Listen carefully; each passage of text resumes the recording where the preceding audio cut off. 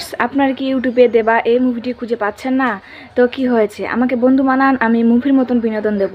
মুভির মতন বিনোদন চাইলে আমার এই চ্যানেলটি এখনই লাইক এবং সাবস্ক্রাইব করে পাশের বেল আইকনটি বাজিয়ে দিন বন্ধুরা। লাইক এবং সাবস্ক্রাইব করতে কিন্তু ভুলবেন না। আমার চ্যানেলে লাইক এবং সাবস্ক্রাইব করে মুভির মতন বিনোদন চাইলে ভিডিওটি কেটে কেটে কিংবা স্কিপ করে দেখবেন না। লাইক এবং সাবস্ক্রাইব করেছেন তো? তাহলে চলুন বন্ধুরা, এবার আমরা মূল তথ্যে চলে যাই। সো বন্ধুরা, দেবা এই মুভিটিতে অভিনয় করেছিলেন প্রসেনজিৎ এবং অভিনেত্রী হিসাবে ছিলেন অর্পিতা পাল।